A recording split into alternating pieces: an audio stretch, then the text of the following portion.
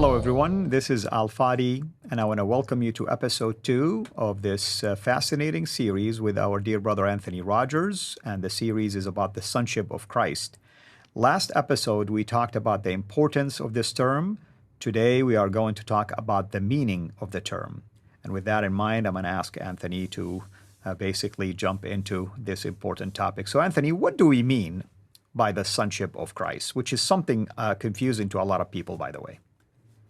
Yeah, so Muslims, of course, are very much confused when it comes to this. There are all sorts of things associated with this idea when a Muslim hears it.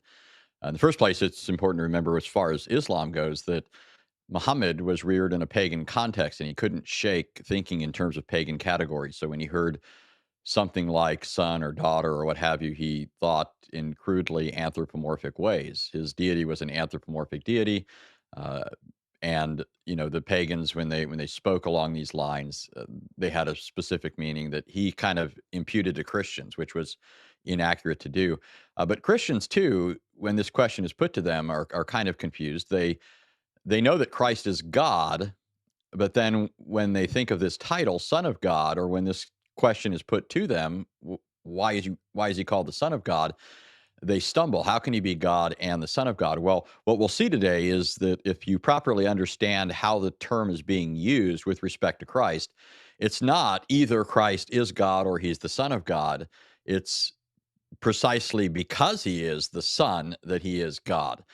So basically, what we have to recognize is that in Scripture, this phrase is not always used in a biological or carnal sense. If we even take a step back, for example, and just think of the term father, sometimes the term father refers to somebody uh, as the progenitor of something or the inventor of something, or in some way related to the thing that he's the father of in a way different than through biological procreation. And so, for example, in Hebrew, you have various names like one name is Albi Albon. That was the name of one of David's bodyguards. And you might recognize in the name the word Av, or Hmm. father, Right? right? And then Albon. And so the name means father of strength. And this is not saying that he gave birth to strength. Maybe he had a wife who was named I don't know, tough, and they gave rise to an offspring named strength. No, what this is saying is he possesses that quality, right? The father of strength is somebody who possesses strength. In other words, he's strong. He was one of David's mighty men. He's mentioned in 2 Samuel 23. Another name is Abi Asaph, which means father of gathering, and it referred to him as a gatherer.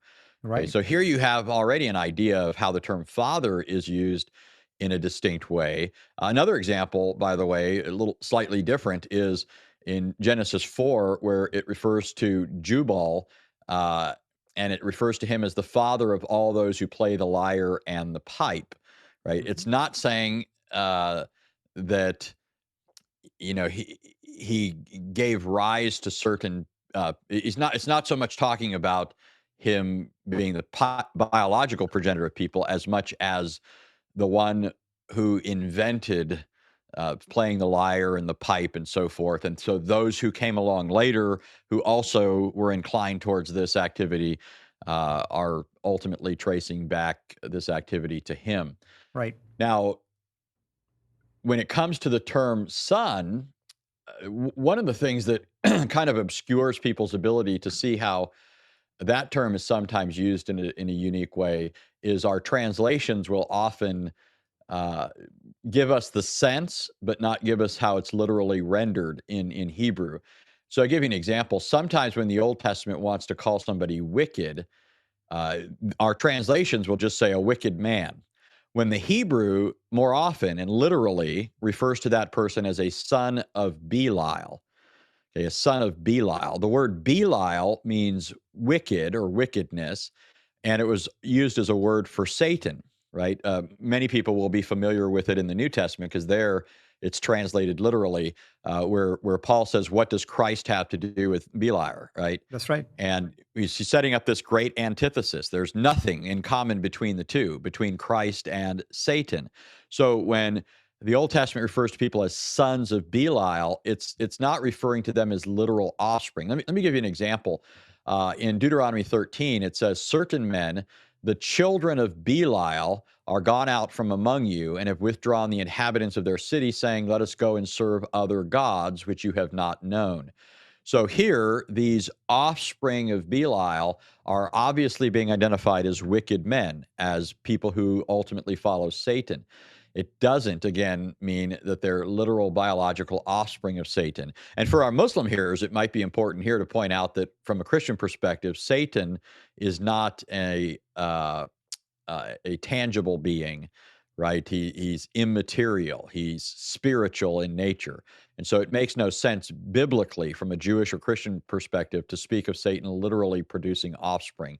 You have the same kind of idea in the New Testament when John the Baptist, for example, speaks of certain people being a brood of vipers, meaning the offspring of vipers. He's identifying their nature as serpent like. He's pointing back to Genesis 3, where it says that certain people are going to be the seed of the serpent, the one who tempted Adam and Eve to sin. So with this background in mind, you can then begin to understand how this term is used in the New Testament with respect to Jesus. It's obvious that he's not being identified as a biological offspring of the Father. No Jew would have heard or understood Jesus in that way. But when Jesus spoke, and he spoke in a way that entailed that he wasn't merely a son in the way that other people could claim that, maybe by creation or by redemption, because those were two ways you could speak of somebody being a son of God. He was either directly created by God, Mhm. or he was brought into the saving covenantal relationship and family of God, and is called a son in that sense. But Jesus made unique claims for himself in relation to the Father. Even speaking of God as my Father was something that was somewhat provocative to Jews. As a group, collectively, they would call God Father on occasion. It wasn't very frequently, but Jesus just spoke of the Father as personally his Father That's right. in such a, huh? That's right. Uh, Yeah. I mean, yeah. Uh, sorry, I thought you wanted to cut in there. oh no, no. I Uh, mean, I agree with you because Jesus always says, "My Father, your Father," and there is this the distinction that you're talking about. Yeah. yeah, there's a distinction, but also the passage you bring up, it shows that because of Jesus, they're also being brought into this relationship with the Father. But their relationship to the Father as Father is dependent on their relationship to the Son. So you see that throughout the New Testament scriptures. But let me give you a good passage on this that really, I think, brings it out. In John 5, Jesus had just healed a man on the Sabbath day, and the Jews object because nobody's allowed to work on the Sabbath. Now, of course, they would make exception for God, because even though God doesn't engage in the work of creation after the 6 days, not creation from nothing and the special kind of creation in view in Genesis 1, nevertheless, God continues to work. He has to. He has to uphold the world, to govern the world. If God stopped upholding and sustaining and governing things, they would all cease to exist. Hmm. In God, we live and move and have our being, according to Paul. So God's providential sustaining activity is always necessary. But in the case of human beings, nobody could work on the Sabbath. And so when Jesus performed this miracle, they thought that it was a sure proof that he was doing things by the power of Satan, as they say elsewhere, and not actually that he was doing something indicative of his identity.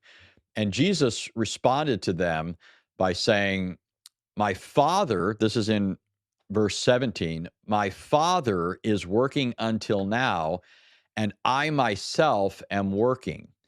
Now, just to be technical for a moment, in Greek, what Jesus uses here is what's known as the present of past action still in progress. That's right. He's saying, "My Father has been working throughout the past, all the way up until the present."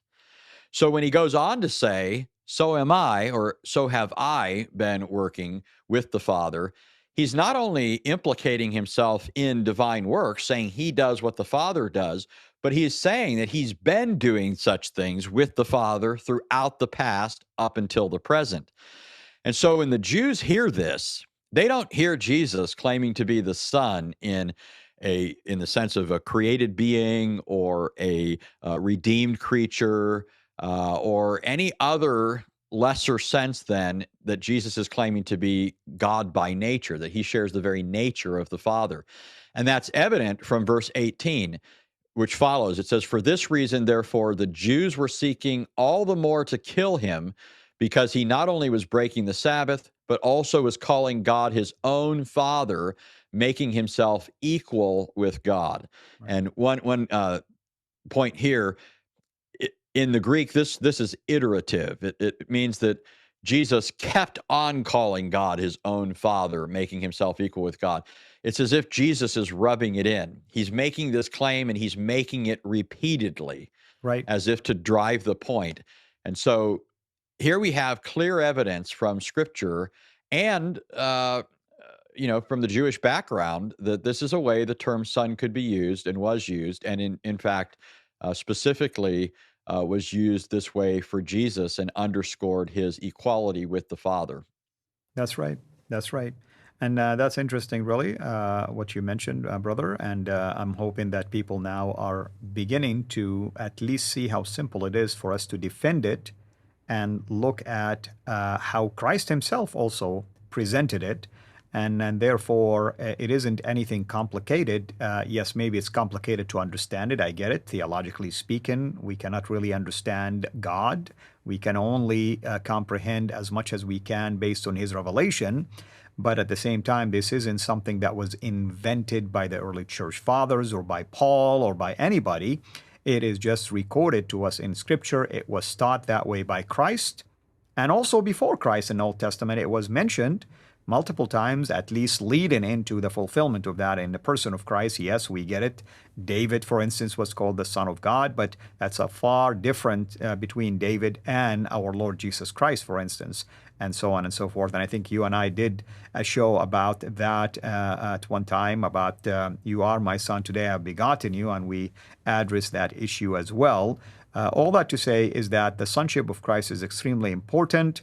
And as you mentioned, in the Gospel of John alone, the Gospel is written so that we may believe that he is the Son of God. So extremely important for us to believe in such a thing. And God so loved the world that he sent his only begotten Son. And right here we see a purpose for the coming of the Son, and the result of believing in that work is eternal life. So we need to definitely understand how we can articulate all of that. I think next time we're going to talk about the Synoptic Gospels. Is that correct? Yes. So we're going to do a quick survey. Again, folks, this can take really months and months of teachings. We can take tons of episodes. So what we're trying to do here is a brief overview, let's call it that, because at a later time we'll come back and revisit some of those unique teachings and maybe expand on them.